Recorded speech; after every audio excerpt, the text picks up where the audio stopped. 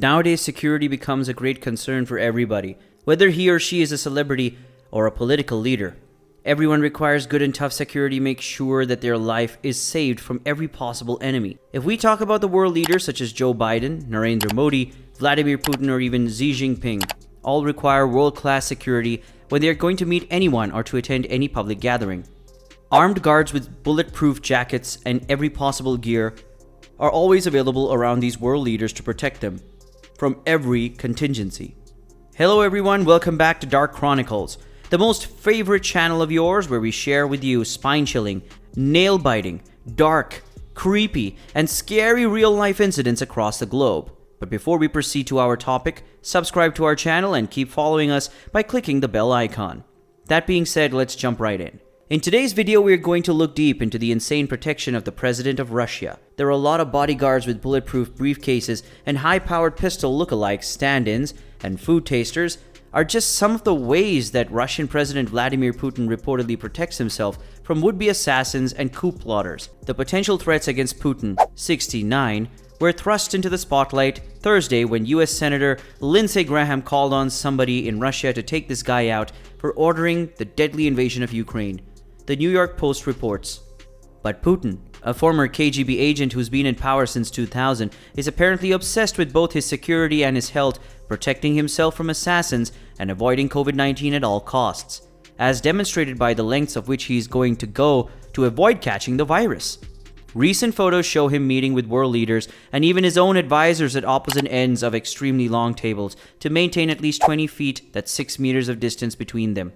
He's also donned a hazmat suit, complete with a full-face respirator, before visiting a Moscow hospital treating coronavirus patients in April 2020. Putin's bodyguards, who call themselves his musketeers, comprise a special unit with Russia's Federal Protective Service, or FSO, which traces its roots to 1881, when Tsar Alexander III surrounded himself with guards following the assassination of his father by a bomb-throwing revolutionary, according to The Economist. Well, the Presidential Security Service, or the SBP, is a federal government agency concerned with the tasks related to the protection of the President of Russia and the Prime Minister of Russia, with their respective families and residences. It traces its origin to the USSR 9th Chief Directorate of the KGB. The first official that served as the head of the agency was Alexander Korsakov, a general of the KGB. On the other hand, if we look when Viktor Yanukovych sought to flee Ukraine as he was removed from the presidency in 2014, Vladimir Putin urgently summoned the heads of his military, security, and spy agencies for an all-night meeting on how to extract him.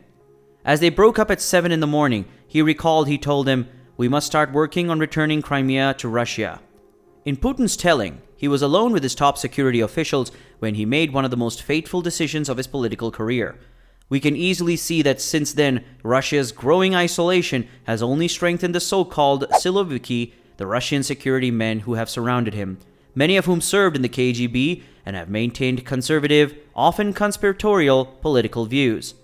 Tatiana Stanovaya, the founder of political analyst R-Politik, recently divided the Russian elite into two groups: technocrats who dominate government but have no remit to interfere in security matters, and the Siloviki who dominate the agenda, fuel Putin's anxieties, and provoke and escalate tension. Now let us look at the actual process in which these security agencies protect the President of Russia. First, the team analyzes all possible threats: criminal activity, social unrest, image perception, and even the possibility of natural disasters. For example, earthquakes or floods in the region during the potential visit. About a month before the president's visit, members of the team arrive at a place to coordinate their security schedule with the local authorities and check the accommodation where the president will be staying. Everything is repaired to the last doorknob, so that during the president's stay, no technicians or repairmen would need to access the living quarters. The security team's IT engineers and technicians install jammers to block any radio detonation signals to the president's location. The equipment maintained by the president's surveillance team pings all smartphones and other devices in immediate proximity to the president's location to control any suspicious activity.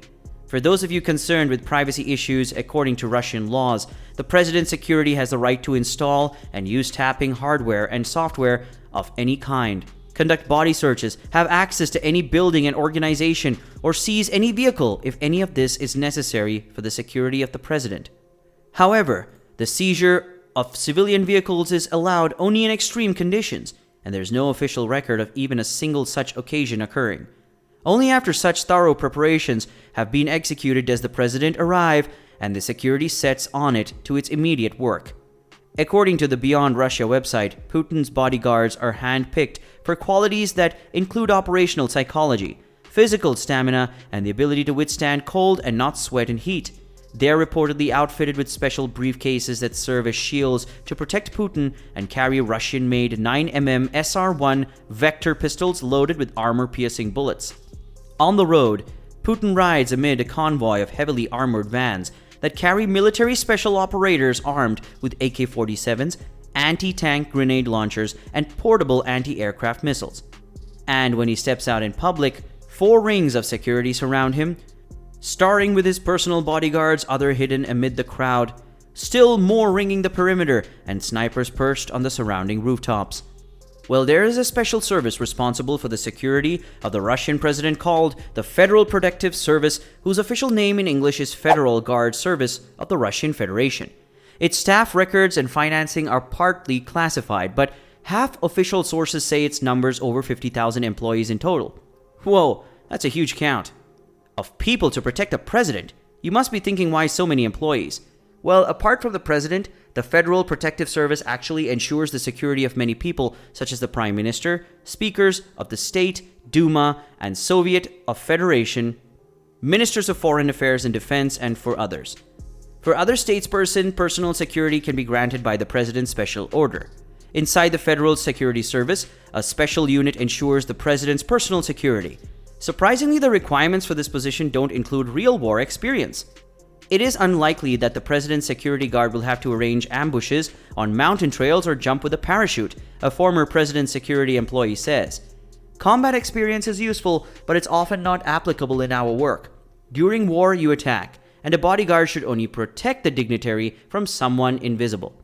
This is why former police operatives aren't fit for this work. They are trained to apprehend, and for the president's bodyguard, his security is the first priority, not the necessity to apprehend the attacker. The guard must have operational psychology, which means being able to anticipate and prevent threats and to do this unnoticed by others, which is also important. The president's personal guards must also understand foreign languages and be basically proficient in politics just to understand who approaches the president and how these people should be treated. Well, there was a funny instance back in 2018. One bodyguard was recorded intervening when famed mixed martial artist Conor McGregor threw his arm around Putin's shoulder as they posed for cameras at the World Cup Soccer Championship in Moscow. A video posted on YouTube shows the man briefly stepping into view to fix McGregor with a steely gaze and gesturing him to stop, prompting the fighter to quickly remove his arm and sheepishly fold his hands together.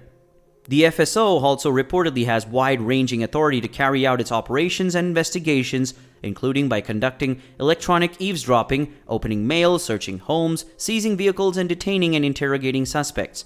Putin's bodyguards reportedly have to be replaced upon turning 35, but they can be rewarded with powerful new posts as regional governors, federal ministers, several service commanders, and presidential administrators. Putin also has someone sample every meal he's served to ensure he's not being poisoned. According to the founder of the Club des Chefs, a culinary organization whose members cook for heads of state and monarchs around the world. Well, this is how one of the most powerful and important leaders of the world gets their protection from threats. These security agencies always make sure that their leader gets protected from his enemies. Hence, with this, we will end our video for today, and we hope you got the valuable information out of it. If you like our content, make sure that you like our video, and do share your views and opinions with us in the comment section below.